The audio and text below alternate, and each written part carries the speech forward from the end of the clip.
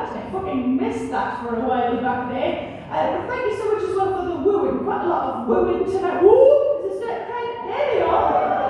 Is this certain kind of person when the lights go out, they just can't fucking help themselves. Woo! Something's happening! Woo! Which is something for me, but what I want to know is how those people go to bed. Do they turn their bedside lamp off and they're like, woo! Something's happening! My partner's like, 3 day night, nothing's fucking happening! You guys are going to be fun, I can tell already this is going to be fun. In a second, I'll bring up my excellent support app, but let me ask you a question first of all. Are you drinking tonight? Some of you are, some of you aren't, fair enough. I've got a friend who drinks quite a lot. That already sounds judgy, doesn't it? I don't mean it to, but she's one of those people. You know those people who say things like, it's 7 o'clock somewhere. You know those people? I have to go, yeah, right, but it's still fucking noon here. But I feel as a couple so judgy with her anymore, because I'm the same with cake. When I have a slice of cake, I always think, well, it's somebody's birthday. And it is always somebody's birthday, isn't it? Only this afternoon I had a slice of lemon drizzle cake and I sang, happy birthday, Helena Boncarter. You're very lucky though, it's a few months ago I was in Worthing on the south coast and I had to sing, happy birthday, Myra Hindley. She was the only famous person on her birthday that day, shit! So now, to avoid that, I'm going to make this. I get an email every day, let me know which famous birthdays are happening that day. When it first came through, I scrolled back to the end of May when it's my birthday. I'll have lots of them on the list. I'm not on the list. I'm not famous enough to be on the list. Cheap fuckers. Fair enough, Helena Bonham Carter, but put me ahead of Myra fucking Hindley. Jesus Christ. You guys are going to be great fun, I can tell already. Are you from the left? Yeah! Look, I would like to introduce you to my excellent support act. She's a very good friend of mine and she's incredibly funny. So please give a lovely warm welcome to the very funny Hayley Ellis. Thank you.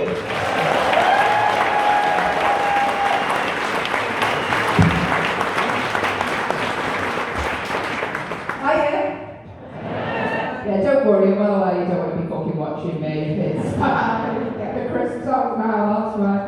Being a support act is sort of the equivalent. Do you know when it's your partner's turn to pick a film and they pick something that you really don't want to watch?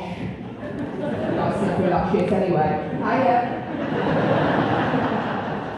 It's nice to be out doing things again, isn't it? It's been a difficult 2 years for a lot of us because of the old Rona.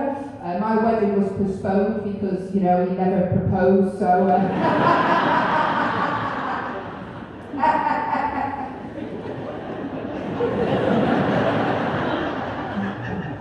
Why don't you ask him? That's what my mum always says. Why don't you ask him? Why don't you fuck off, Linda? Focus on your own failing relationship. As my dad joined TikTok at 68. Why don't you ask him? I'm not going to ask him to marry me, right? I've been for 8 years, off and off for 7. And still saved in his phone as Hayley Tinder. That's how well that's going.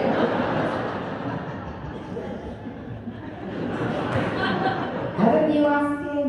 She said to me, if you were a feminist like you say you are, and you'd ask him to marry you, it wouldn't matter. Now, I am a feminist, I can fucking say it.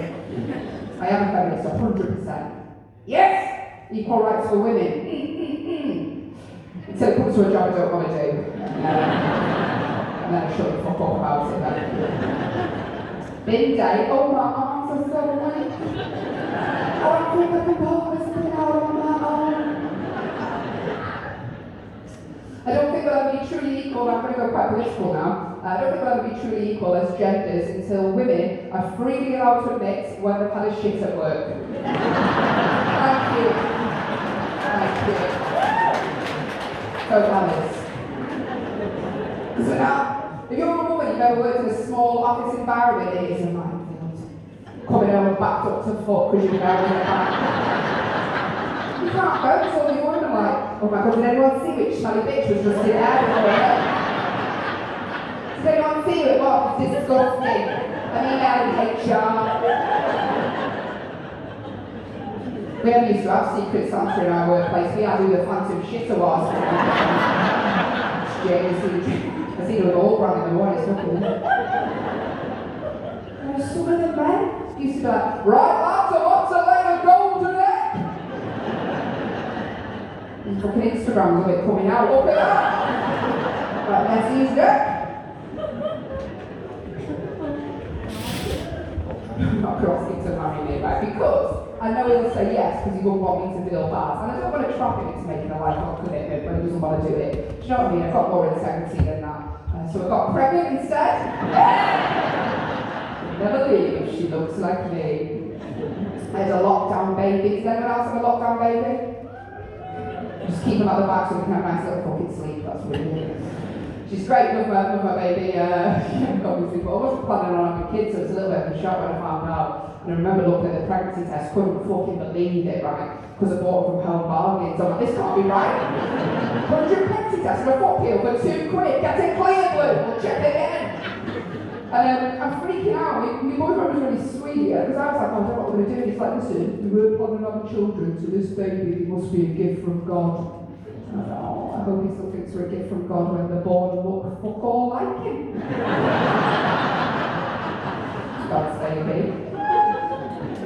God knows that, what you're about. She's great. I breastfed. Now the only reason I'm telling you I breastfed, by the way, I'm not one of these women that are like, oh, you must breastfeed, breast is best, do what you need to do, right? The only reason I'm telling you is just in case any of you are looking at me tits thinking they look shit. And they do now, absolutely ruined. They look like fucking E.T.'s fingers, that's right. The way that when people look at him, they feel sorry for him, that's what it is. I weren't going to breastfeed, right? And I didn't think I could, and I was like, I'm always out all the time, but I don't know if I'm going to be able to do it. And then tell you what changed my mind, the old tip police came round the house. Made me laugh. She came round the house and she was telling me, you're not meant to put pressure on you now, but they just gaslight you instead. She's telling me all the reasons, benefits of breastfeeding, and I couldn't concentrate, right, because before she arrived, I watched 3 episodes of 4 in her bed, and it was coming up to the 4th episode. Do you know when you find out with the stingy cunts on? Got paying because they didn't have beans on their plate, spitting in the envelope. If you ever see 4 in a bed, by the way, get on it, it's on all 4 all day. It's basically just B&B owners go to other B&Bs to look for pubic hairs. It's I wasn't really paying attention, and she's telling me all the reasons that she breastfeed, and then this changed my mind. She went, and if you breastfeed, you can burn up to 400 calories a day.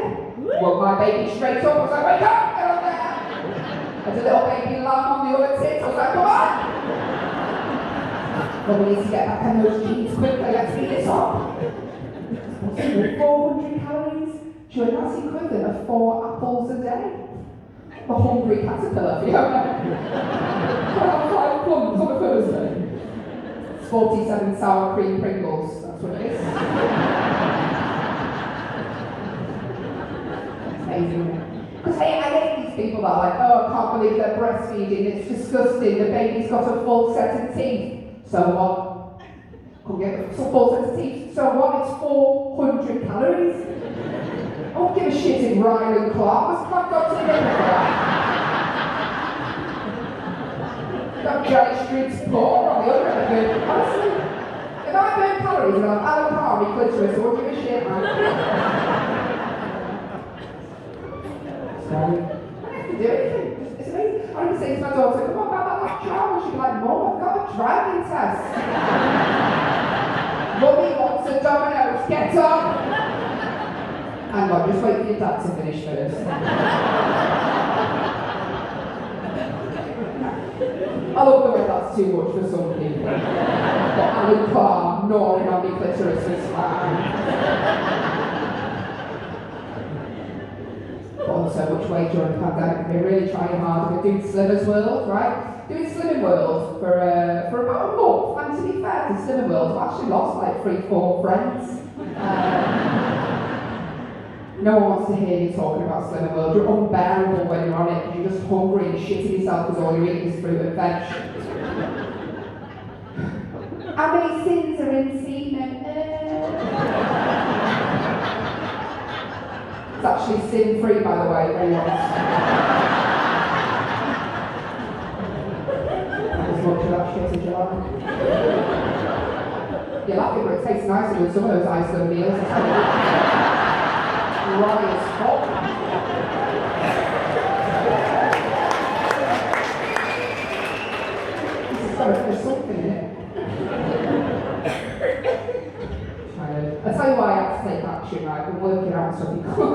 he had a proper mum tub. Do you know, it's just a roll of fat, just looked like I was wearing a bum bag underneath my t-shirt. Little shit in Manchester tried to mug me. He's like, what the fuck? Who's in touch? Trying to find a zip in your roll of flesh. Where's the phone? I need to try and take some action. You know, it's like, you just go into during the gym, just go for a run. I went for a run and got overtaken by an empty packet of Watsons. Should be a leadsman really at the start of the run.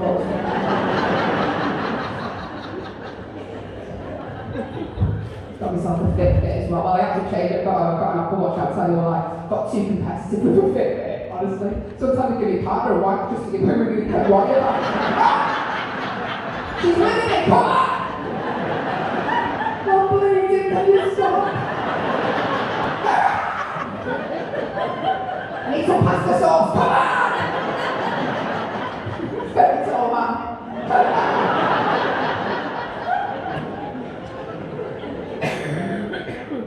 Honestly, I got really competitive with it. I do a lot of gigs at the clubs at the weekend, and I swear this happened, there was a guy in the front row. I went, how many steps have you done, mate? And he just went, 20,000. And his wife went, no, Brian, that's the time, it's 8 o'clock.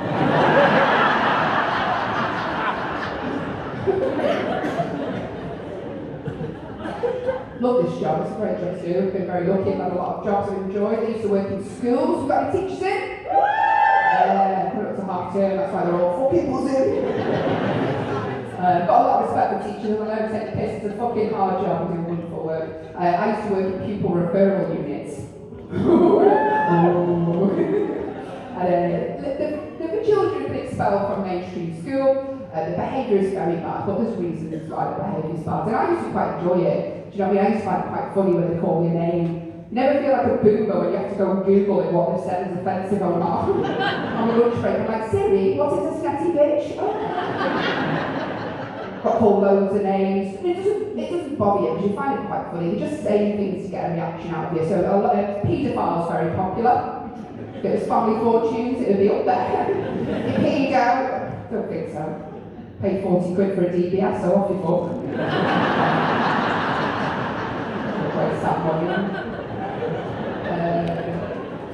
Usually something weight related, you fat cunt, you fat bitch, usually some of them. I've been called a prostitute, I've been on more money than I was. Got called a slag, I mean, that must have been a guess. We go on one date with a teacher. To something awful, anyway. Yeah. I don't know, when they call your name, no, it's not true, like I say, don't bother you. And I'll tell you what happened to me, right, and this is a 100% true story. I was working one-to-one with this girl all day, and she called me names all day, and I wasn't reacting. She's getting annoyed because I'm not reacting, like, I called fat bitch pedo. It's like a rap from her, And then what happened was that another teacher came in to relieve me. What a very nice woman, she called Lynn, and she's one of those people that's only ever worked in the same job and fucking resents every day she breathes. It's like she was fucking made in a petri dish and was set free in the school. I said to one of the other teachers, how long has Lynn actually worked here? She went, oh my god, well, Lynn was here when I started and I've worked here 100 years. Floated off. And then, right, I'm going to have to describe Lynn now, and I'm going to be a little bit cruel, but it's for a reason. Lynn didn't really have any lips, right? She looked like someone just shoved a knife into an apple. What was?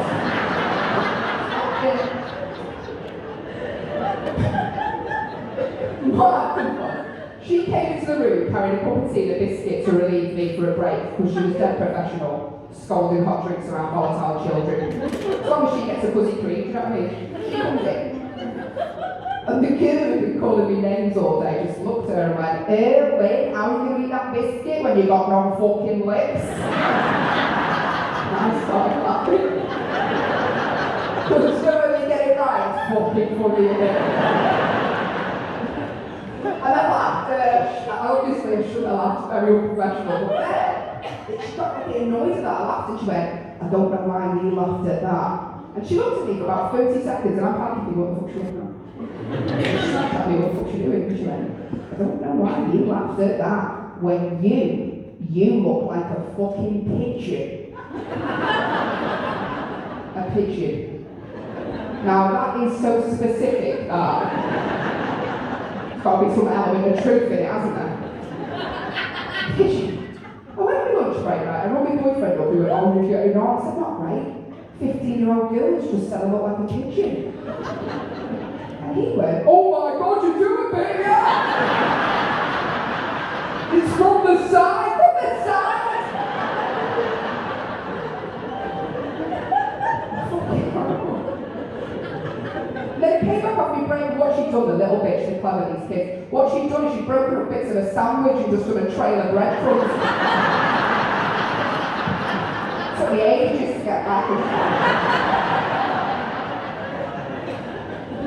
I love bread, mate. Got me on back of shit on her head. Women are hard to deal with. Listen, if you want to see more of me, I've got an OnlyFans, so it's discounted at the minute. It's free. No, but I'm doing a show in Darwin in July, so if you want to get tickets, I'd very much appreciate it. I'd see you there. Just one more thing before I go, before I hand back to the building. I'm trying to give up bread at the minute. I'm joking, I do fucking love bread. I genuinely think it would be easier to give up heroin than home based, honestly. My boyfriend said I was staying in his sleep last night, toast. So when I was having sex dreams, and I'm like, butter. And my mate was like, just, if you cut bread out of your life, it'll make your life easier. But make your life easier, but cut you out of your life plan. Why don't you, instead of having a sandwich for your dinner, whip up an omelette with whatever you have in the fridge? Whip up an omelette with what I've got in the fridge? Am I meant to make an omelette out of 2 cans of Stella and a urine sample? Sprinkle it on some frazzles like salt, babe. Listen, you've been so wonderful, thank you so much. It's my pleasure, it's my absolute honour to welcome back to the stage the wonderful Sarah.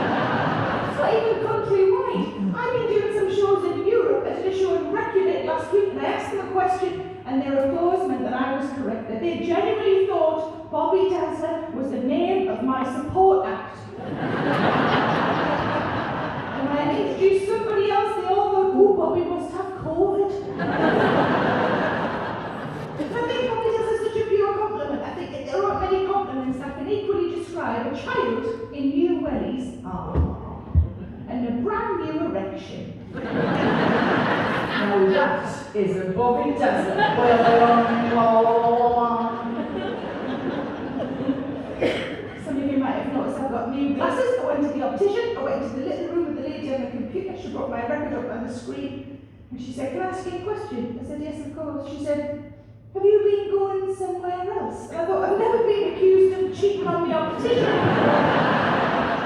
said, no, why? She said, no, I've had your eyes tested since 2012. It's quite a long time ago, which surprised me. I've been wearing glasses since I was 6. Give us a woo if you also wear glasses. Loads of you. Maybe some of you are like me. I normally love an eye test, because to me it's a fun quiz, and then I can see again. And I got to like. You know, I always forget the bit, the beginning sort of health check they do now, where they kind of blow on your eyes. Well, it's the machine, it's not the lady. Gabby, creepy as fuck, she just let in and went.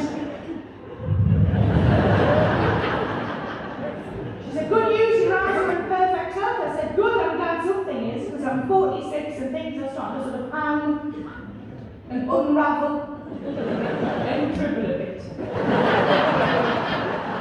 I've got leggings on tonight. My advice in the front row is just breathe with your mouths tonight. No snippy, all mouthy.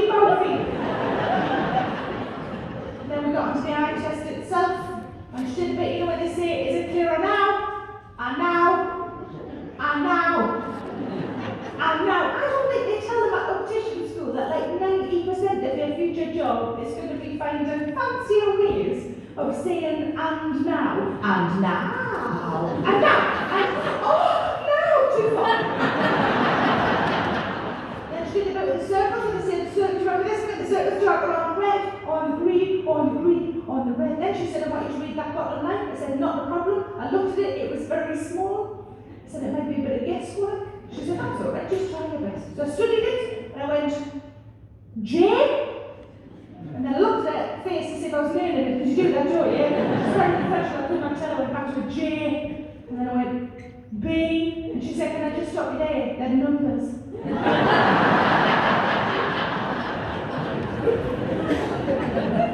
But I explained to her that my husband was also in having an eye test. He'd gone in 5 minutes ahead of me, with a different optician, obviously. And I said, I think it's probably done by now. She said, oh, he's definitely done by now. I said, why did you say it like that? She said, we've been in here a really long time. I said, why? She said, well, if you came a bit more often, I wouldn't have so much to tell you. All right, horsey cow. So I came out, and sure enough, my husband was there, been waiting for ages, all done. And we worked together, it was 8 years since his last appointment, and 9 for me, so he wasn't much better than I was. And I said, what did they say? What was the verdict about your eyes? And he said, oh, they're pretty much the same. In fact, if anything, they might be a bit better. Fucking better! Whose eyes improve with age? It's not like a Wolverine. But you know, this is exactly the same as when we go to the dentist. He's got really good teeth, never needs anything doing. Sometimes I'll do a scrape and polish so you feel like he's joining in on the experience. I have terrible teeth. Whenever I go to the dentist, I ask how many fillings, because there's always at least one. I have, and I don't think this is common, a loyalty card at the dentist. I can tell from your response it's not common at all. A little bit of cardboard with all your teeth drawn on. Every time you get a filling, you colour another one in. And when it's full, they get diabetes. The last time I was on a scrape as well, she went to pay afterwards. The lady said, no, you can have this one free of charge because your wife is such a good customer. It's not a good thing. His eyes are improving, his teeth are always fine. I've got a horrible feeling that we're turning into Rich and Judy. You know what I mean? No joy in there. I don't think Judy Finger is aging badly, I think she's aging normally. Hey, I think it's drinking the blood of a virgin. The reason she looks like she does is because she's got to deal with his shit every fucking day. Every time he opens his mouth to talk, we'll cringe up. What's he going to say? Jesus, Dad, he's not going down on him. Just what a terrible image in all of your heads. I really apologise. But my husband said that's what they say about my eyes. What do they say about your eyes? I said, oh, I need different pairs of glasses for so many different things. I've got drivers, I've got readers. These are the ones I have to wear if I want to eat a Twix. These are the ones I wear if I'm meeting my friend. But if I see her ahead of time and I want to wave at her across the street, different fucking glasses! So many chains around your neck and look like Mr. Fucking Tim. Give us a word if you came here tonight with a family member? If you came with a friend? There's not as many, but you're more enthusiastic, that's interesting. If you were with a friend, anybody in a really long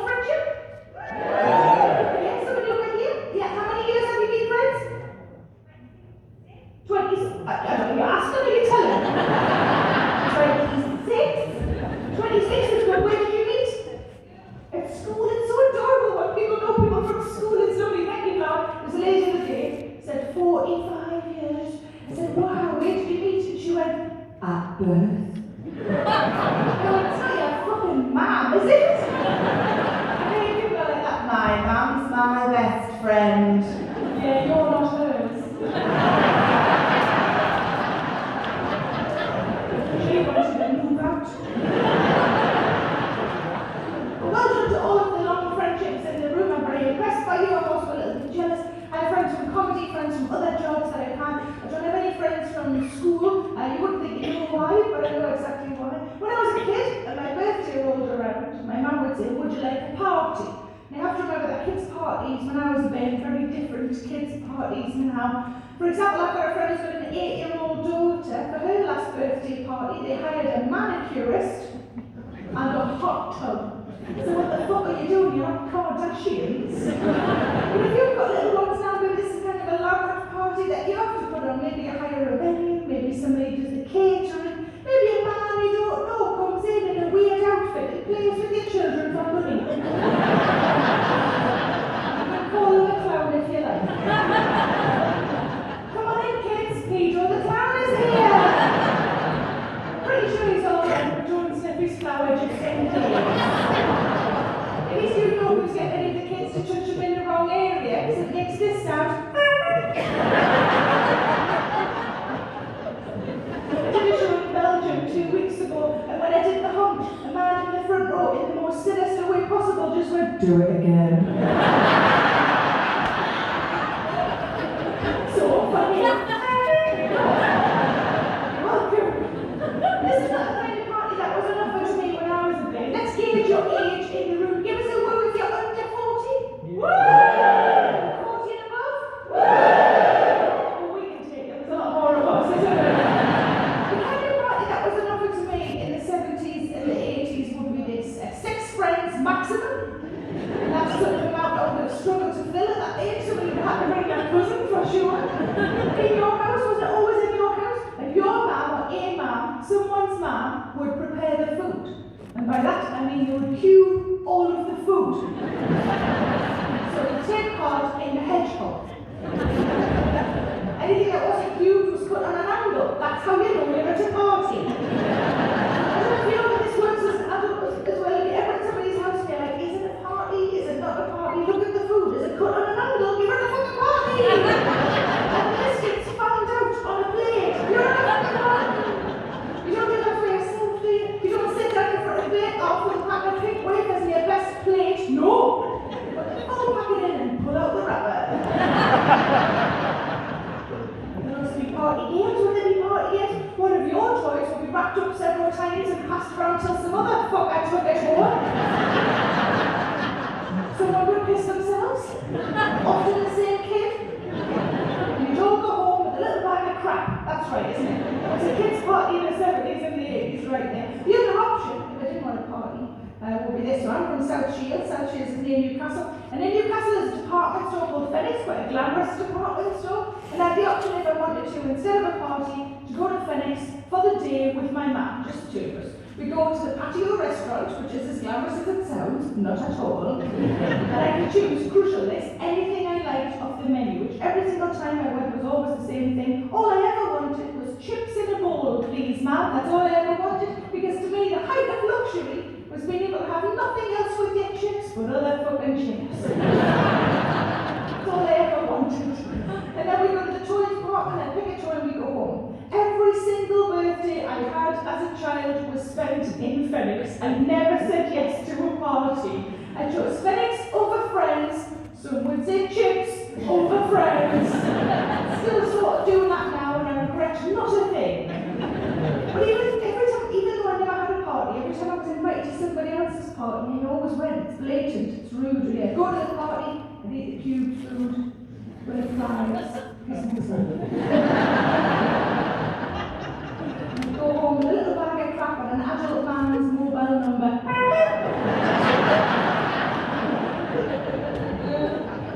Did anybody find in the last couple of years that we've all been dealing with all the COVID shit? Anybody find that every now and again they felt like they were going a little bit mad?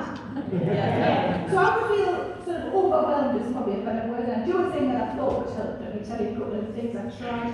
First thing I tried, I bought some seeds. Do you remember when food was so scarce we all thought we were going to have to grow it all ourselves? I bought some seeds. My friend quite rightly pointed out that seeds only really grow fruit and vegetables. I thought, what fucking use is that to me? Growing seeds for the Twixes and the toilet bowls and the microwave dinners. That's what I need to get through this. Can anybody hazard a guess how many seeds I actually planted? No. Did I say one? It's actually none. But if you said one, that is the weirdest fucking suggestion. That sounds like I just tripped when I got out of the car. One carrot it is then. Another thing I tried a bit of yoga. Anybody do yoga? Yeah, a few people. I watched a lady on YouTube. And I had to turn the volume up really loud though, because I couldn't hear what she was telling me to do over all of the clicking of my joints. Initially I thought, is this going to be harder for me? Because I'm fat and the woman in the video is wafer thin and tiny. I thought, is this going to be harder for me? And then after a while I realised, if anything, I had a slight unfair advantage. For example, when she said, pull in your lower belly, I thought, I'm glad she knows I've got two. If I'm going to make planking a lot easier, you just do it naked, tits and belly hit the deck, a lot less to hold up. Pretty much every time she said chin to chest, I was sort of already doing it. How was that an exercise? That's what I do when I'm reading.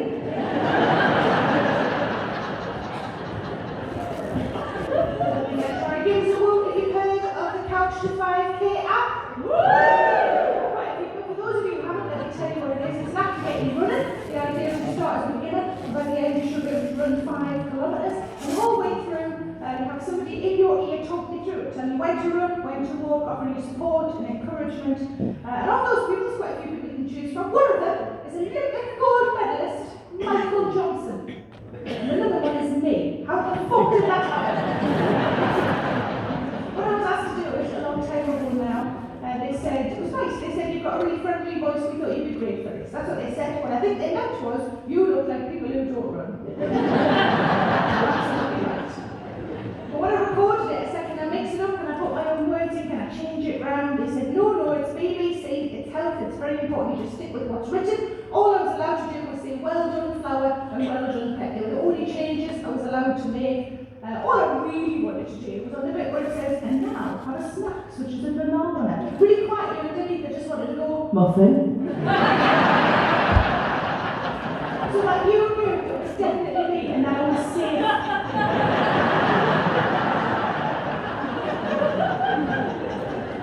But pretty much every day, somebody on social media was telling us to say they started it, or they finished it, or they're in the middle of it, and they never thought they could run, and now they can run, and they love it. And one of my overwhelmed days, I thought, if it's working for all of those people, maybe I should be given it a go.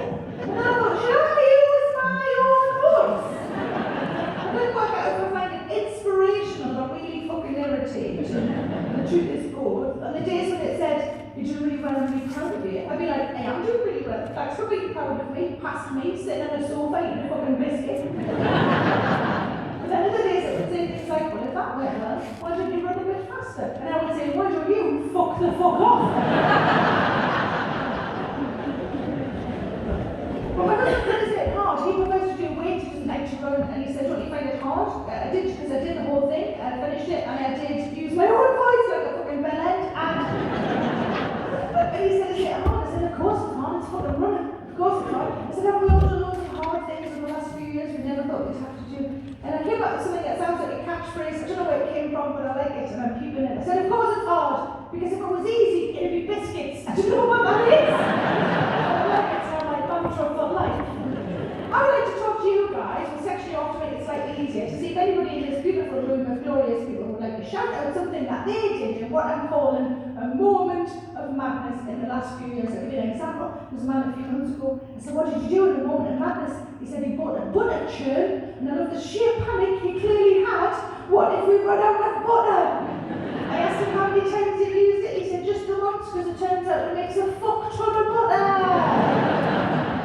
Probably the easiest way to talk to you guys is the sections that you're sort of already in. So let's do the whole upstairs section, and I need like the back bit, this bit, and these sides, and then we'll work our way down. So anybody in that whole upstairs section want to shout out something you did in the moment of madness? Anybody want to start us off?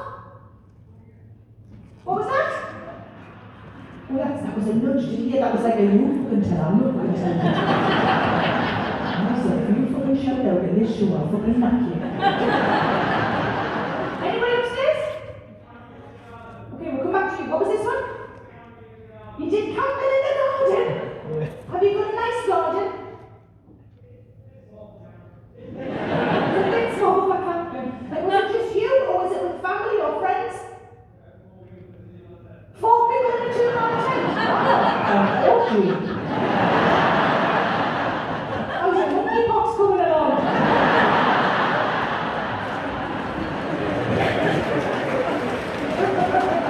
Have you got kids, Flower? Yeah, were the kids there as well? So that was, they were part of the 4 people? Yeah, was it you and your partner? Yeah. You're not very good at conversations, are you, Flower?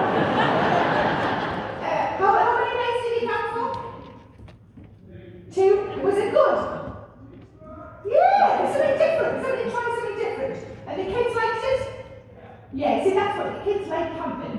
Adults fucking hate it, don't they? We do it for kids. When I was a kid, we used to go camping, and we'd go camping because that was the only holiday we could afford. And then after a while, mum and dad chatted to me and my sister, and they realised we'd rather not have a fucking holiday and go on a fucking tent. But at least you had all your amenities. You could get in the house for a week, couldn't you? Or did you still just do it behind the bush just so you felt like you were properly camping? Did you piss in the garden? No. Good man, darling. Good man. I like the camping. Thank you very much, Laura. Let's run across the camping garden. Somebody else shot it again. You got a dog? You don't sound massively enthusiastic about your dog. Give us a wee. Oh, there you are, my love. Is it your first dog? There's fucking hair everywhere. You didn't answer the question. It's so deep, didn't it? She forgot that they have hair. What kind of dog is it, love? A French bulldog, is that? Yeah. What's it called? It's what? Urine? No. What's it called? Paul Fury? No. Fury. Is that right? Yeah, okay. It's not an obvious name for a tiny fucking dog. I think Pop Fury's a good name. Oh, this is Pop Fury. It's Pop Fury, actually. Fuck off, it's a name. It's Pop Fury.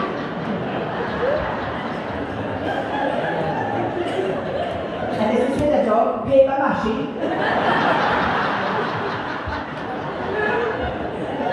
Our teacher tried to teach us paper mache. Paper mache. Got it. And did you get a new dog or is it a rescue? Did you say your family is a rescue? That's not what you said. What did you say? So the dog's new. No, some people like to get a rescue and, to give one a better life than it's maybe already had. Some people just want a new one so they can fuck it up themselves, It's a very different situation when we've got a rescue dog. It's very different because a new dog likes to play and play with balls and catch and all that sort of thing. And sometimes a rescue dog just stares at the wall thinking about its past. So you get a lot more free time with the rescuers. Congratulations to you and Fury. I hope you'll be very happy to get a nice round of applause from you.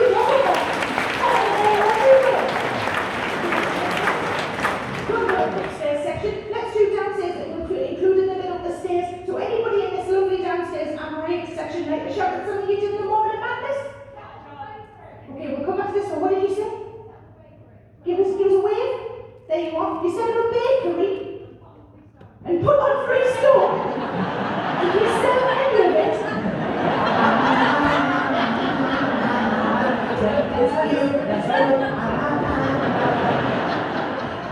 Is this just a fancy way of saying you ate lots of fucking cake? Because in that case, I also set up a bakery. Give us a word for set up a bakery? So many fucking bakeries in Blackburn. Did you use it from home or have you got a premises or what's the deal?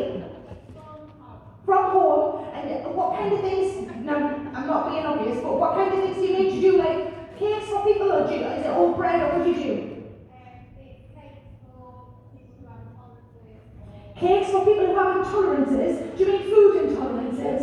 They're not just making like racist cakes or anything like that. I specialise in racist and homophobic things.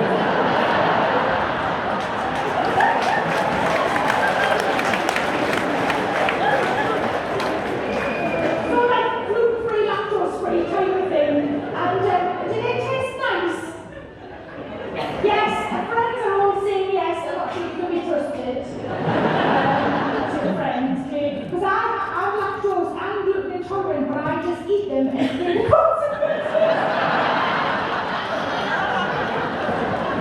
I'm never too far from some Imodium. I did once on the last tour have ice cream before the show, and my tour manager said, never again! So my arse cheeks nipped so tight for the whole fucking show, just in case I shat myself on stage. Do they taste as nice as I was going to say, sorry, do they taste as nice as the cakes that give me the diarrhea? Yes. Good. Well done. What's your best seller?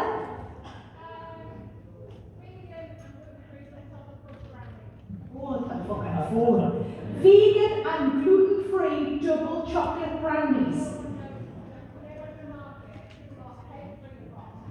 Yeah.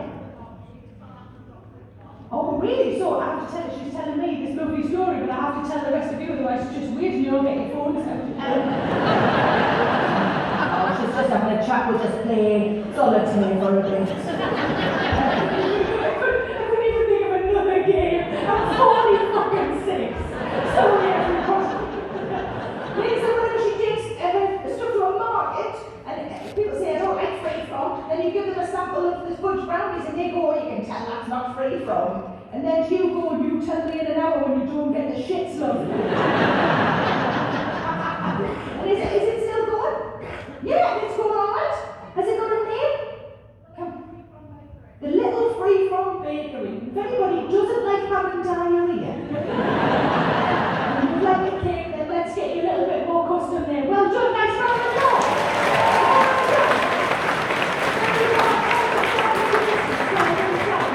Somebody further back, shout it again, my love. You got a job?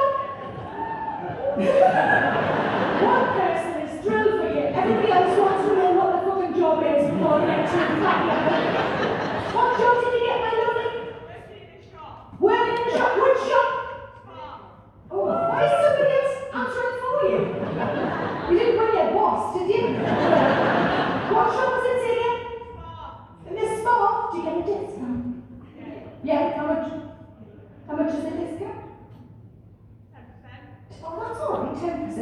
That's all right. And do you utilise your discount? No. Not interested, just shops at Asda instead. Couldn't give a shit. Do you get a uniform? Yeah, see, I used to work at W.H. Smith's. My favourite thing about the whole experience was that the skirt that came with the uniform had a special pen pocket. And every time I'm shopping, I think, Someday I'm going to get another one of those. I fucking love a pen skirt. have you got a special place for your pen? No, leave them then. That's what I would suggest. Do you like working there? Are they a good employer?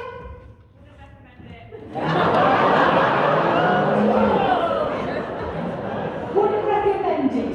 Come and give me a go. I'll interview tomorrow for spawn. They're like, ah, fuck. I've heard you've got a special pen skirt. But it's a job for now. Yes. What is it you really want to do? You want to own your own pub? Oh, that would be amazing. Are you a big drinker? Yeah, not recommended, love. Like a woman who opened the bakery. Ow, ow, ow, ow, ow. Well, good luck on your quest to own your own pub. Nice round of applause for the lady. Good access, very good access. I'm enjoying that very much, thank you. Let me tell you a couple of my favourite ones. There was a lady in Birmingham. I said, what do you do in a moment of madness? She said, my lodger.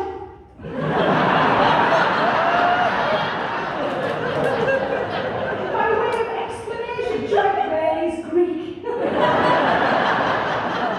you still in with him now? She said, yes. I said, are you in a relationship with him? She said, no. I said, well done you. You've had this fling, you've got past it. That's impressive. You've been such adults about it. She said, oh no, it's still going on. I said, did you drop his record? She said, actually, no, I put it on. I applied prostitution, we moved on very quickly. Although I had it was in Liverpool, I said, what did you do in Moment of Madness? And she said, I started drinking wine out of a mug. Which I didn't think I sounded that mad, but then she said, no, during important work meetings on Zoom.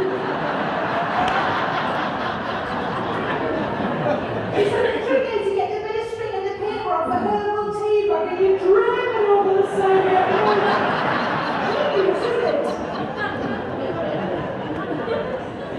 One of the things I dabbled in the lockdown was aromatherapy, and I've never really bothered with aromatherapy in the past because I have actual therapy, and you don't need aroma anything if you have a real deal, do you? If I fancy something sweet, I don't have an aroma magnum, do I? No. If I'm tired but I can't sleep, I don't have a tiny aroma wank, no. I got myself some aromatherapy bombs. If you don't know what they are, you put them on your pulse points, they're supposed to feel nice. And the four that I got all had names. They were called Sleepy Time, like I'm fine. Calm down, all right. Wake up, make your fucking mind up. And headache, which was a bit weird, a bit more medical. And they all smell the things you'd expect them to smell of lavender, chamomile, that sort of thing. I'm going to be interested to get my husband to smell them, to tell me what he thought they smelled of. To be fair, I did once ask him to smell my vagina candle, and he said it smelled like beef and cheese in the right first time.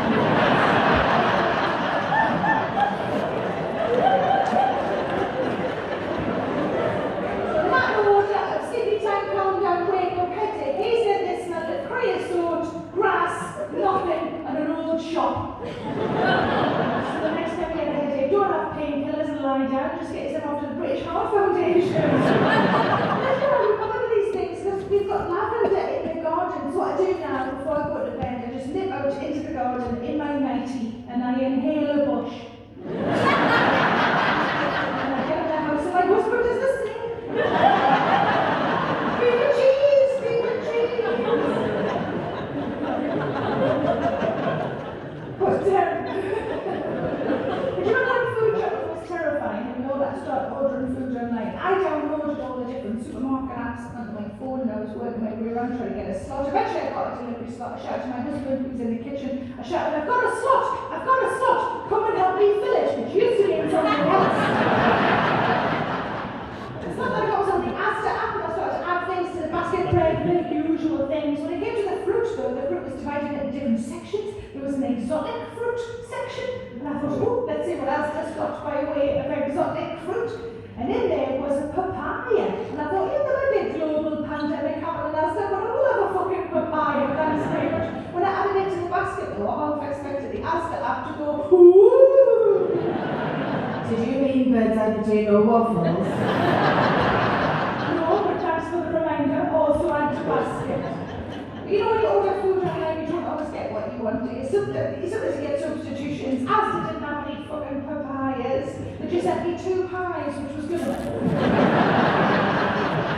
Well, as well as the papayas, I also ordered kiwi fruit and another kiwi fruit. When I first met my husband, we hadn't properly started going out yet, I watched him eat a kiwi like an apple. Fur and all. And I looked at him and I thought, this bodes very well for me.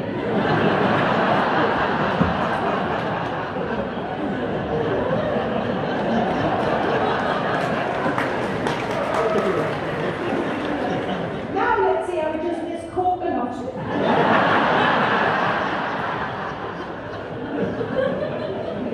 We lived in the house we live in now for about 9 years. Before that, we both rented flats separately. If you rent now, or you've ever rented in the past, you will know that if something breaks in your rented place, you tell the person responsible, who does nothing at all. You learn to live like a thing, that's right, isn't it? When you want somewhere, you're responsible. So my husband, when we first moved in together, had a great idea to have like a rolling jobs list, just to document on his computer all the things that needed doing to the house. Some of those things we could do ourselves, some of those things you would need to ring a bigger boy who would come and do it for us.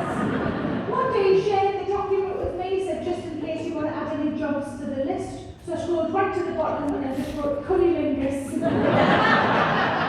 spotted it and he said, yeah, it's not sure about the Polish handyman coming to do it. So I said, not at all. He said, to be fair, it's sort of already on the list, it's just a bit clear in the gutters. Whatever gets it done.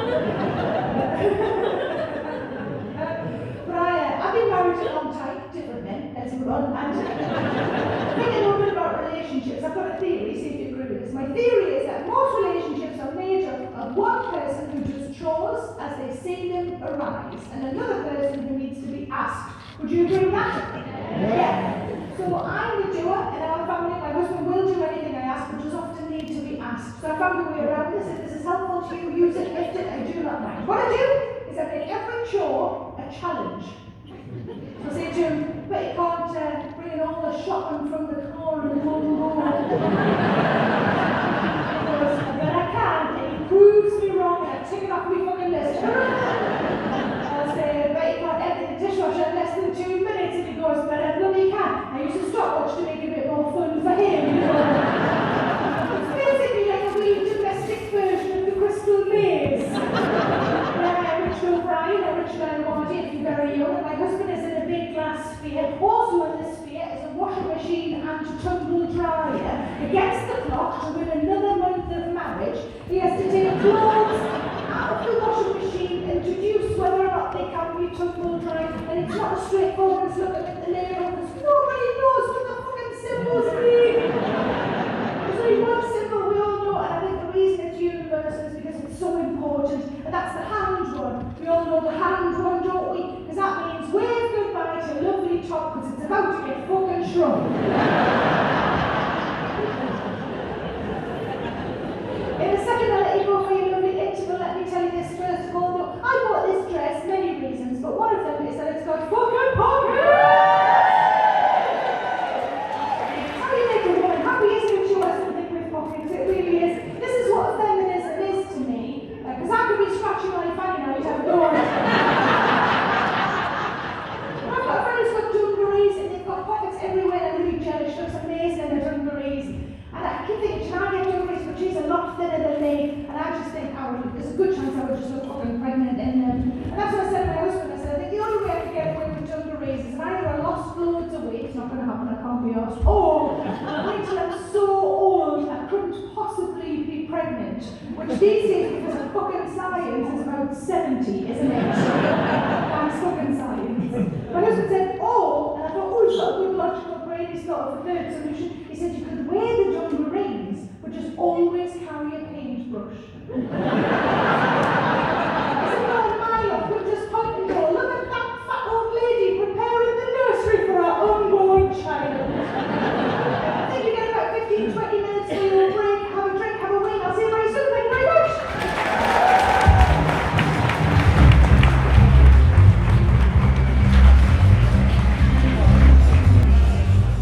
Please welcome back to the stage, Sarah.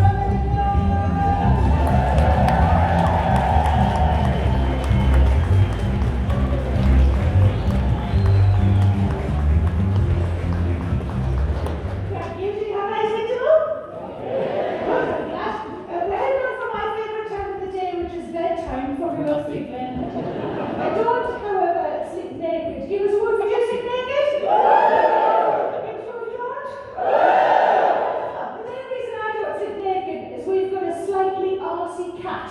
And if your toes are popping out the end of the duvet, he will nibble on them. Imagine what he did to me, Fanny. I'm not risking it. Not risking it. But a while ago, a friend of mine rang me laughing. She was heavily pregnant in her early 30s at the time. She rang me laughing because she said the hospital had been on the phone. And they said that when she came in to give birth, she was to bring a nightie. And she thought this was piss funny. She said, who even wears nighties these days? And I didn't say anything, but I wanted to say, me. And then she said, where would you even get a nightie from these days? And that's when I stopped and said, Fox and Spencer's, you fucking idiot. They told her to bring a button-down nightie, which makes sense for breastfeeding reasons, but I think that's just good advice for all of us, isn't it? Their partner can rummage in the top, and then rummage underneath. You don't have to take the fucker off the top. I've done some research. There are health benefits to sleeping naked. There's four, let me tell you. Number one, keeps your temperature down, and I thought, well, so does sticking a leg out. Number two, helps you get to sleep faster. I think by that they just mean because you get your clothes on and get straight in bed. But the people who've conducted this research have underestimated just how fast I can sling my tits into a nightie. Number three, improves self-esteem. That sounds like a load of shit, doesn't it? I don't think it would improve my self-esteem if I my husband rolled over to see me lying there with a chin full of tits. At least the night they're contained, aren't they? Instead it looks like a carrier bag full of bread buns. And then before keeps testicles cool, that's mostly for the men, that one obviously. Now I've met some testicles. And buns on. Technically I have, nice to meet you. I've never met a cool one. With all the degree of sort of tackiness, haven't they? Like you're waiting for them to dry.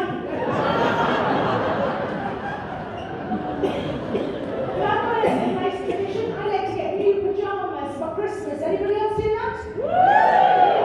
So I went to Marks and Spencer's last November to see what they had by way of new stock in the pajama department. It wasn't great, if I'm honest, not great at all.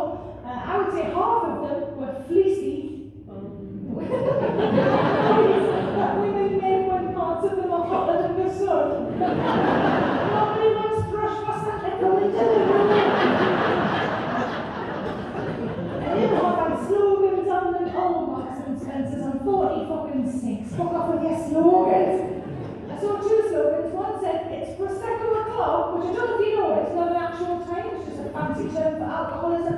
And the other one said, there's always time for a brunch. There's not, is there? And it's just Weetabix on your own and it's a big fucking sad.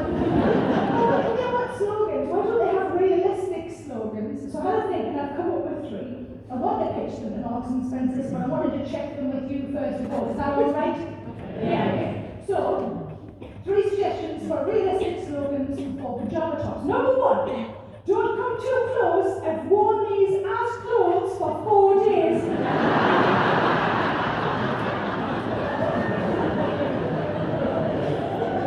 Number 2, that's not a pattern, it's tomato soup.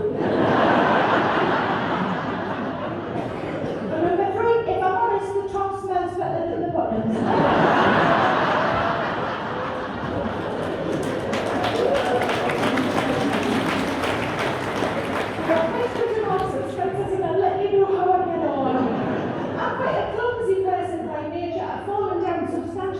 Times in the last few years. First of all, I fell down and hurt my knee. Now, a problem that exists when you are not skinny is trying to convince someone that a part of you is swollen. I said to my friend, look, I hurt my knee, look, it's all swollen. She said, is it? Then she said, did you fall on your other knee as well? Fuck off. Second time I fell face front. Now, if you've ever fallen face front, you'll know there's a degree of slow motion about a fall like that. It's a little bit, no. One time, all I could think of was don't smash your glasses, don't smash your glasses. Glasses are fucking expensive. Miraculously, I didn't smash my glasses even though I fell face front, and that's because I was saved by my tits. My husband used to know what happens, and I was lying there with my hands slightly up and my feet slightly up as well. He said it looked a little bit like you were skydiving. Third time I fell hurt my wrist and my hand, and even so I probably started to see a physiotherapist, and the physiotherapist said to me, can you tell me what activities you're doing when it hurts the most? Nope.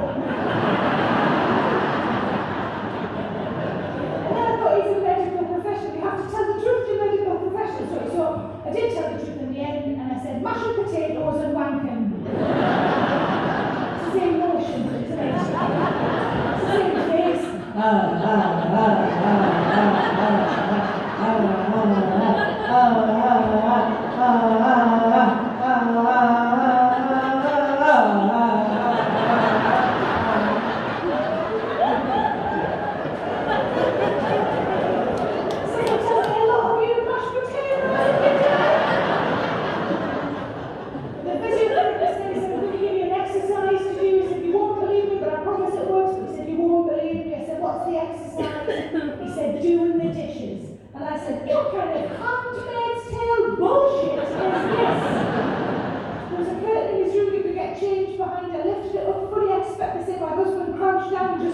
Dishes, tell her, dishes, and hand jobs, tell her.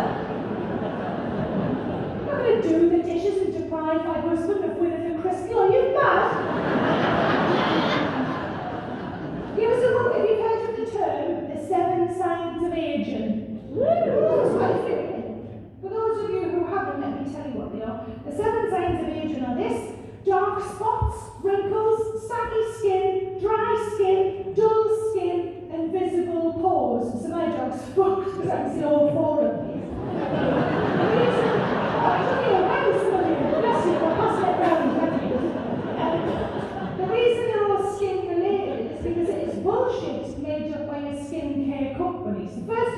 fuck you, Livia.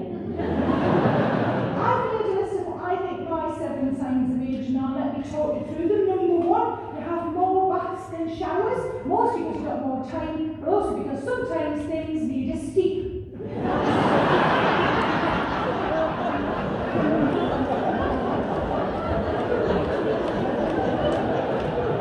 One solitary woman clapping. God bless you. Number 2, menopause, which mostly affects women, but can affect some men who live with the women who are young. Those men, I say, boo fucking boo. I think you might not know that before the menopause is something called the perimenopause, and before that is the perimenopause. And you still get the hot sweats, but they smell of lemon and herb. Some of you pretend to be too posh for a outdoors job. Which is hilarious given where we are. Number 3, your neck. People look at your neck a lot more after you hit 40. My neck is fine, thanks very much. All I have, and it's nothing medical, there's nothing to worry about, is a line that goes across it from left to right. What it looks like I was beheaded a long time ago, and it's healing really well. The only trouble I ever get from my neck is that every now and again that line needs a little dust.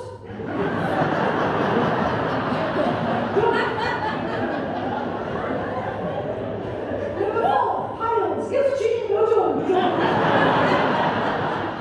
I occasionally suffer from piles. How I know they're bad is that my farts sound different. Number 5, you need a daily tablet box. Give us a word if you like me use a daily tablet box. Lots of you. Sometimes it's the only way I know what day it is. Tuesday's tablets must be fucking Tuesday. When I collect my tablets from the chemist, they fill a shopping bag. They fill a fucking shopping bag. Now the last time this happened, I bumped into a woman that I know. I'd call her a friend, but I wouldn't mean it. You know those people got them out. Those people you sort of quiet throughout your life. You don't remember how you were quiet, and you don't know how to get shot. And she's one of those. She's not a nice lady. She makes me feel uncomfortable. But I bumped into her. She pointed to my thankfully unmarked shopping bag, and she said, "Hey, have you been treating yourself?" And I just said, "Yes." I thought, what's the alternative? What I really want to say is, oh no, in here are some anxiety meds that make this fucking conversation bearable.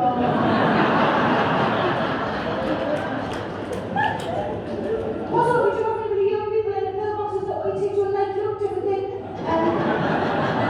We're all from the nightclub, it's still important to take your meds, isn't it? My thyroid's not going to start working just because I've had a hooch, is it? No. Number 6 is skin. People look at your skin when you're born, and then nothing for 40 years, and then everyone's got a fucking opinion about your skin. A friend of mine said, "Your skin's nice." I said, "Thanks." She said, "Can I ask a question?" I said, "Yes."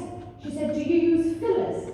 Now I'm about to tell you something you might find a little bit disappointing in me, because I said, "Yes, it's true, I do use fillers. They're not the traditional kind. I call them cakes and pies." My poor boys make your face and become what lovely things in your mouth. Just don't understand the logic. I do like to buy skincare, however, I refuse to buy anything that calls itself anti-wrinkle, because I myself am not anti-wrinkle. I've got wrinkles, I'll get more, it's absolutely fine. I'm not going to spend 30 quid on something that reckons it stops fucking time. I'm not doing that. I buy moisturiser for the same reason we all buy moisturiser, because isn't it nice to feel a little bit slippy before bedtime? The last time I bought skincare, the website I bought it from said, because you've spent over X amount of money and tried to a free sample, choose one of the following things, we'll send it on. Great, love a freebie. The one I chose was purely out of curiosity because it was called Youth Serum. And I thought, what the fuck is Youth Serum? And then I thought, they're going to say with the skin of a child. So I thought, what if it looks like teddy bear ham? I fucking love teddy bear ham. How are you going to be talking about me get pulled over by the police while I'm driving on the car? And they're going to go, how are you driving this? And I'm going to go, I'm 46, it's just me under me teddy bear ham, look. And also, you'd see them to me sounds too much like teenage boys' jizz. Your sheets are covered in youth serum. I imagine it's not kids, just teenage lad lying down after teenage lads, cracking one out to a catalogue. And if I say on my list of the 7 signs of aging, it's fuck you, it's a privilege to get old because not everybody gets the chance.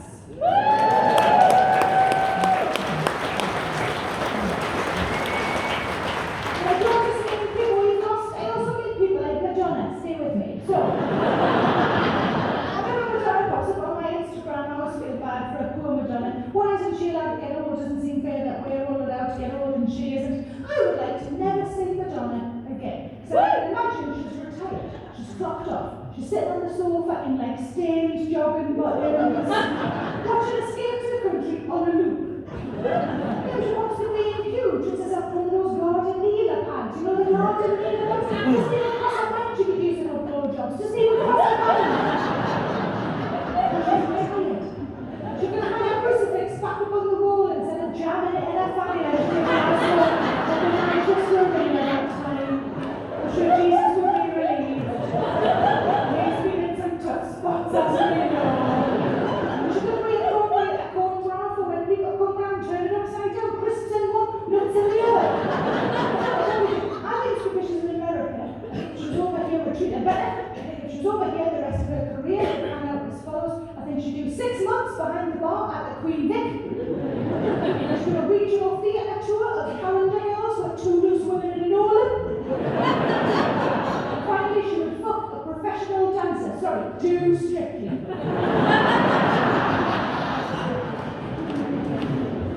But we all had to start buying stuff online in the last few years that we never previously done, so did we? One of the things I had to start buying online was sanitary towels.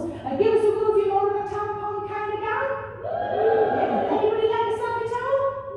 Yeah. Anybody favour a moon cup? I don't think my husband definitely knows what moon cups are, because I mentioned them to him and he went, mooncup.com.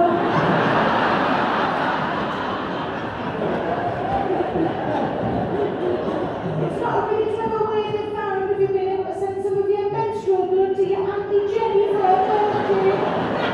Who doesn't even personalise it? That's right, Jenny will. I think we're loyal to brands that we like. I can spot the kind of sanitary towel I've always used at 100 yards in a Superdrug. That's the sort of test you should be doing at a fucking optician. I'd have nailed that.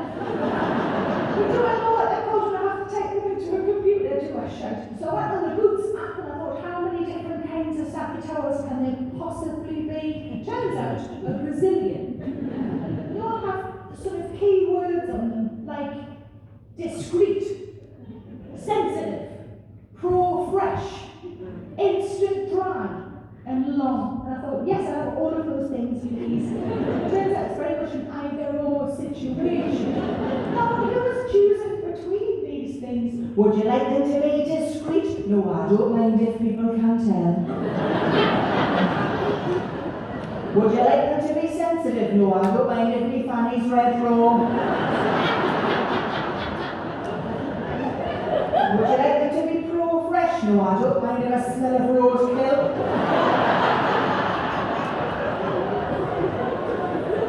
Would you like them to be instant dry? No, I prefer to be always wet. I like to feel like I'd either just piss myself or I'm sick at home.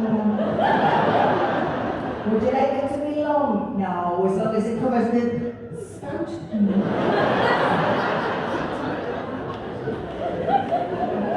One thing I didn't know is that sanitary towels are now sized. And I don't mean the size of the pad itself, I mean the size of the person wearing it. And I thought, oh my God, where's one and get judged on so many different things. And now I'm about to be judged on the size of my twat. Surely it's just a matter of time before Grazier's telling us what size twat is fashionable next spring. But there is good news for the fatties amongst us because it is based solely on the size of your thigh gap. Gap. What fucking gap? I've barely got a knee gap. Although you don't feel the risk, I did genuinely think for a second that I might have a thigh gap. I walked past a mirror in brown pants and there was a chink of light between my thighs. And I thought, fucking hell, I have got a thigh gap after all. From closer inspection, it was a bit of silver foil of a two-seater. Flush against each other, I suspect. I want to hold a fork between my thighs in a restaurant.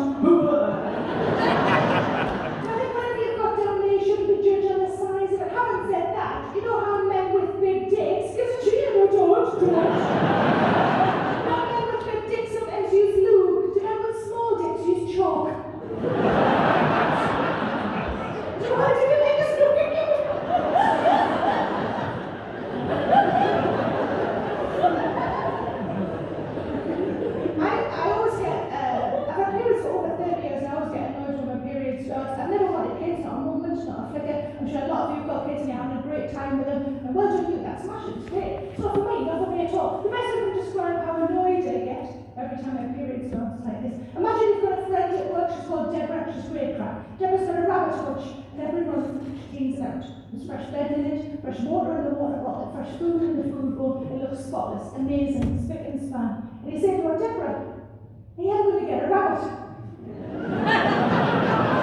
She was laughing and thinking, that's what periods are to me. It's like I'm making up the guest bedroom for a visitor that will ruin my fucking life. Enjoy your children. You also have very heavy periods, not today, not any danger in the front row there. Very heavy periods. I feel like you know the old saying, it's like trying to get blood out of a stone. Maybe I should update that. Actually, it's like trying to get blood out of a mattress topper. In a hotel. Very heavy periods. At the beginning of my period, it's a little bit like my arse is in competition. Well, some of you already know what I mean, that's great. It's a little bit like my arse is going, Oh, are we having a big clear out? I'll have a big clear out as well, if that's all right. Does any men not sure what I mean? It's like when your neighbour hires a skip. Tomorrow I'm going to fill that full of the worst shit that I've had in my life. I feel like when I get my period, nothing can shock me. Nothing can shock me. If I turn around and down that toilet, there's a dead rat just floating. Of course it is, makes total sense. The cast of the Walking Dead just flying it out. The girl off the ring popping up over the side. Sometimes I look down that toilet, it looks like the first 20 minutes of Saving Private Ryan. I did say there would be some upsetting scenes.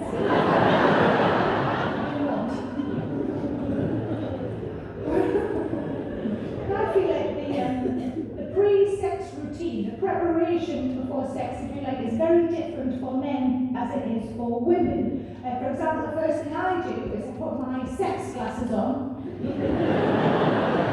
They're very focused.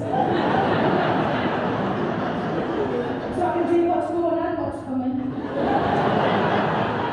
Maybe do an activity. A friend of mine told me about a part. I tried a bit of role play where they pretended they'd never met before to make it a bit sexier.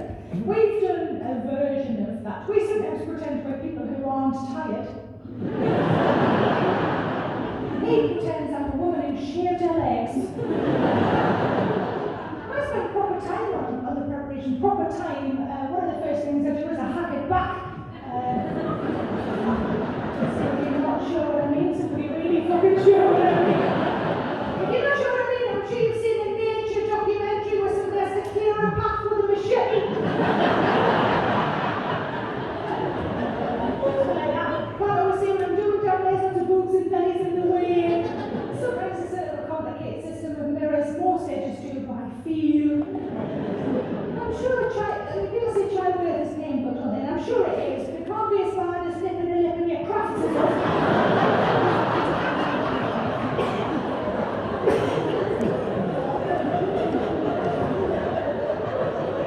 Even now, whenever I'm treating the fat off bacon, I get flashbacks.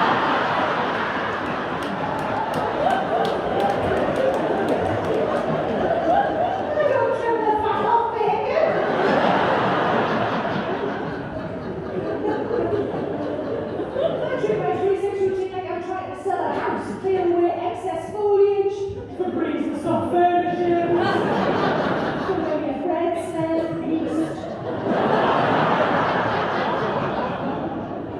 It's different for blokes though, isn't it? In my limited experience, straight blokes just wash their knobs. Not even all of it, sometimes just the end part. Of course, some of them have to wash all the chalk off. I said to my husband, I said, horses do more than you. He said, what? I said, horses do more than you. It's true, I've got a horse, I've got a friend who's got a horse, and she told me that her horse has a special lady who comes out just to clean his knob. I mean, how do you get into that? I don't mean, How do you get into that? also, how at the end of your tether as a careers advisor are you before you snap shut the ring binder and go, How are you a horse's cocks? it's a medical thing we do it for health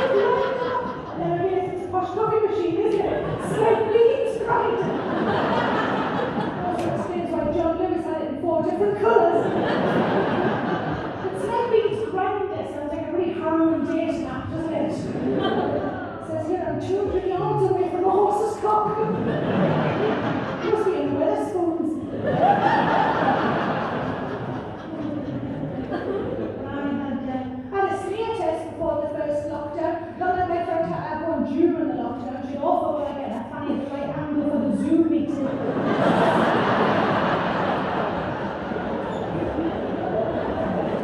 She told me that was her word, she let herself flourish down there, her words not mine, she let herself flourish. She said in order for them to say anything at all, she had to use a couple of scrunchies.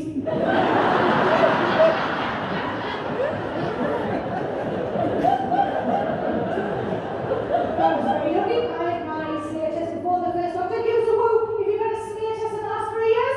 Woo! We're very proud of ourselves, it should be, it's very important. I made an appointment with the doctors, went on to the doctor's surgery, went to the nurse, pulled the curtain out, took to get undressed, all very normal so far. I took off my trainers, my socks, my jeans, my pants. There was a flicker of a second where I forgot where I was quite tired that day. And I also took off my top of my bra. I'm going to have to really quickly put these back on again, and she's going to put this curtain back and think it's a date. And as I was putting my top of my bra back on, she shouted over the top of the curtain, "What size speculum are you?" And I thought, am I supposed to know that? I've got a horrible feeling it's one of my security questions at the back. I never know the answers to them either.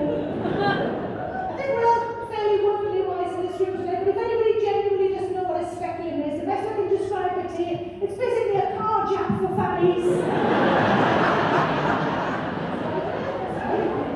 Very much that bit. And then no one else got a spoon. What I was going to say was a spoon. She asked me what size spoon I was, and I'd like to think a table, but I've got a horrible feeling I'm a label. I didn't know what size speculum I was. Hi, lady who's filming, can you stop filming? Thanks. That was polite. Could have called her a cunt or anything, but it was really polite. It's so weird when people think holding a phone, it's just light. It's just, you're glowing. Anyway, she's going down now, I'll show her. Pisses me off. Thanks. Well, one person on my side. It's good to know.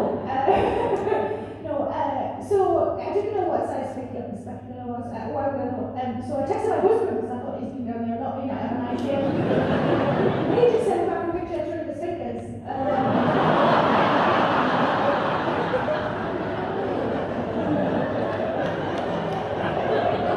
True, if you're a Polish handyman. But after the smear test was over, I went to the reception area, and the lady at reception, as soon as she saw me, she said, "Well done," and I thought that was lovely, and I said as much. I said, "Thanks for saying that, so we all worry about these appointments, but you know, they're so important, and it's over in seconds, it's only really a bit uncomfortable." I said, "I was worried about it though, and I'm glad I've been. Thanks so much for saying that, it means a lot to me." She said, "What do you think?" I said. I said, "You said well done." She said, "I said all done." Ah, shit! So I picked up my lolly and my sticker, and I fucked it. We all gained weight the last few years, yes? Yeah. I'm celebrating about the first family party back, so I'm not trying to do the time warp anymore. And put your hands on your hips. I don't know where they are, I can't tell you. I decided I want to lose a bit of weight, just a weight that gained in the lockdown. Most people when they decide to lose weight, it's something that starts them off, spurs them on, keeps them going. Maybe there's a holiday photo, or they don't quite like how they look in it, or maybe they're sitting in a bath of gravy and it's not even for children in need. For me, it was when I sat in a public toilet and the sally bin opened and I had lasted. Did you want me? No, but my arse cheeks seemed to disagree. And I did a try really hard, I lost 2 stone. That's pretty good, isn't it? I lost 2 stone. That's pretty good. I mean, I say 2 stone, it's the same half a stone 4 different times. Nobody gives a shit if you tell them you've lost half a stone. Everybody knows it's just 2 big dinners and a chocolate orange and a fuck us back on, isn't it? But the thing I did think that January before last, I think a lot of people do, especially in January, I downloaded a diet app. Now the phone I was using at the time was a film recognition phone, and when I was trying to download the app, it just kept refusing, kept juddering. And first of all, I thought my phone was just really clever, and it was like, it's a diet app, we've been stolen. And then I looked at my phone and it was covered in biscuit. I licked the biscuit up, so I thought that'd be the last biscuit anyway, and I downloaded the diet app. What came with the diet app was a WhatsApp group of other participants. It was open to all, but my group happens to be all women, so we could support each other, help each other, everybody who was dying to harder and shit. Also in the WhatsApp group was a nutritionist who was a right fucking laugh. No. One of the women asked a question of the rest of us, a very reasonable question, especially on day 1 died. She said, I'm having trouble with my sweet craving. She said, can anybody recommend something that isn't bad for me, but that will help? And one of the other women responded almost immediately, and she said, I usually find a mug of hot water with one small drop of lemon works for me. And I just thought, I'm not going to make it to the end of the week. My suggestion was going to be half a Twix. And the nutritionist, she was called Poppy, of course she fucking was. She chipped in, more chips. And she said, just brush your teeth, that fixes everything. So unhelpful, so abrasive. And I thought the only thing that would help is hunger. If we're going to eat the fucking toothbrush right now, cows. There were some recipes that came with the diet. I tried one of them. It was how to make banana pancakes out of almost no ingredients. First time I tried them, just looked like vomit in a pan. Second time I managed to make a little bit more like pancakes. And I was so excited and a little bit lightheaded from the hunger that when I ran from the kitchen to show my husband and tripped and it smashed on the floor. It was because it was quite a low point in the diet for me, let's call it day 2. I ate them off the floor. And I had to check to see if the fragments of plate and cat hair had also ingested countless sins for the week. One of the women in the group got told off for eating goji berries. If you've never had goji berries, it's like chewing elastic bands. She got told off because goji berries are full of natural sugar, not really allowed in this plan. She wasn't having cocoa pops with cider poured on. She was having goji berries on a bran flake. Some sad sprinkled on some more fucking sad. I got told off for calling it a diet. What I actually said was, I fucking hate this diet. We don't like to call it a diet, we prefer to call it a way of life. So I said, I fucking hate this way of life. She was right, because it was also my way of life from the 3rd to the 5th of January. But I started to ask questions. You got a nutritionist at your fingertips, why don't you try and learn something? So I said, I've got some questions for you, Poppy, is that okay? She said, fire away anything you like. I said, I've got a cherry. Now, I thought it was okay because it's fruit, but now I'm not too sure. It was on top of a bakewell, is that okay? And then I told Poppy, an apple's okay. It was surrounded by something called crumble, is that alright?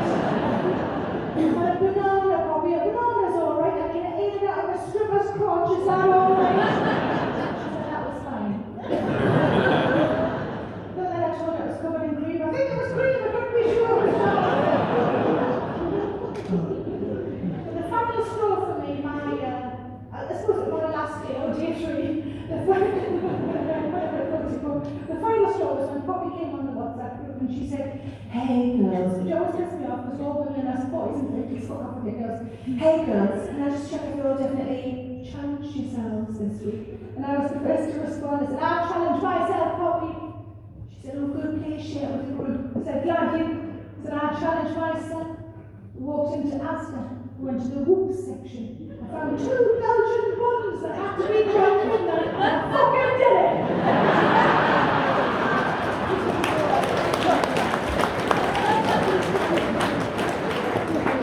So you see, I've been doing it again, but I have several times over since then. Let me do a little bit of admin now, if I may. Give us a whoop if you've seen me on tour before. First of all, thank you very much for coming back. You will know, as the rest of you are about to find out, that you get a free badge at the end of the show. It's something we've always done. The badges on this tour say, I'm Bobby Dazzler, because you all fucking are. And at the end of the show, I'm going to be out with the members of staff holding jars of badges. Please help yourself, they're free and they're for you. Just humble the badges. Just take one, don't be that twat that takes a fistful. People at the back of the queue get nothing. It's a good rule for life, isn't it? Don't be a cunt. Next match. Something else we're doing that we did on the last tour as well is we're collecting at the end of the show for the Samaritans. So if you don't have any spare change, you can chuck in the buckets on the way out. You'd be very grateful for anything you have, no matter how small. The people are collecting are Samaritans themselves, and they make sure the money stays in the area. So anything you donate tonight, know that it's definitely helping somebody in this area, potentially even somebody in this very room tonight. So thank you in advance from me for anything you can do with that. What else have I got to tell you? You don't need to start. If you want to treat yourself to a connection, you can view things on my website rather than the venues, they're all online. If you have a necklace and a brooch,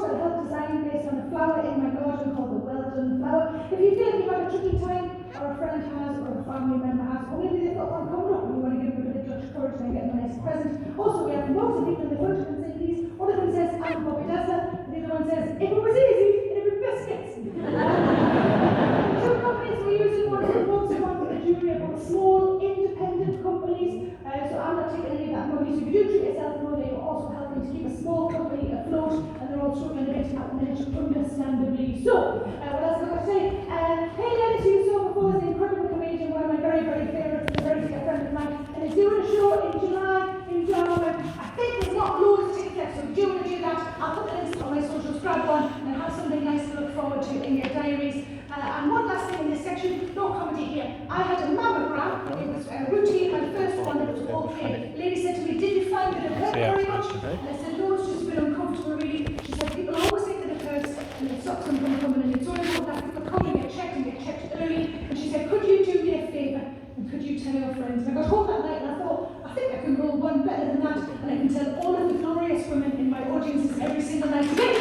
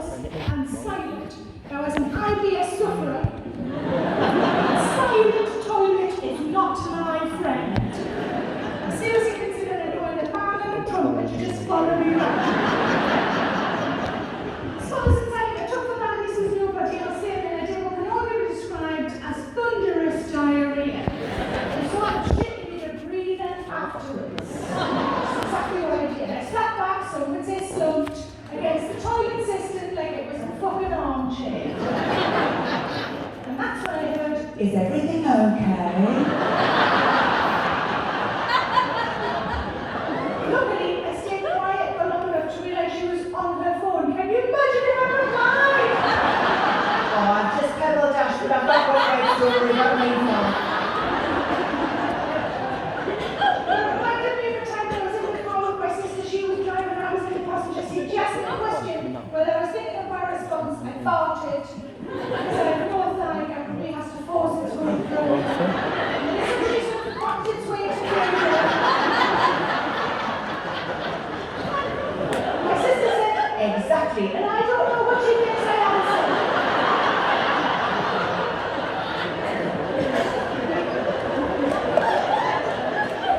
My good friend has got really nice hands because I compliment her on her hands and they say things like, haven't you got piano player fingers? Which I think is such a weird thing to say to somebody. Nobody ever looks at my hands and says, haven't you got tuba player fingers?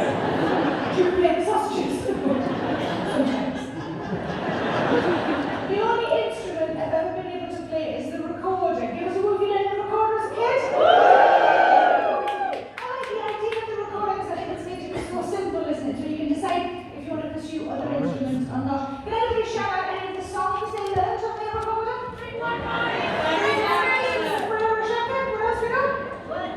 There's a lady the other day shouted out, Handel's water music.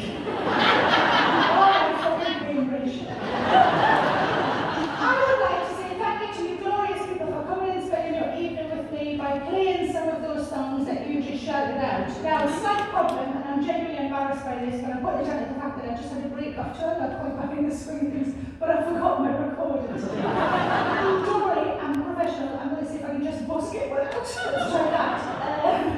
I heard Frere Shaka from over here. Let's do it.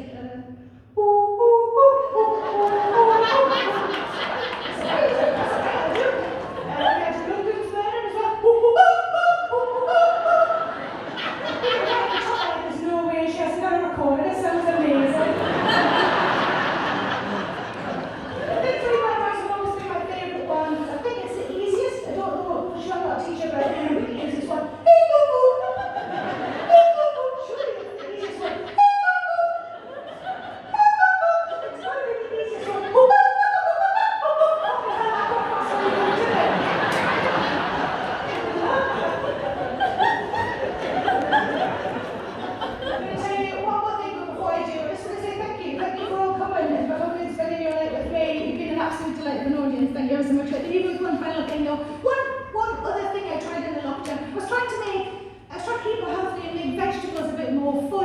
So I bought myself a mandolin.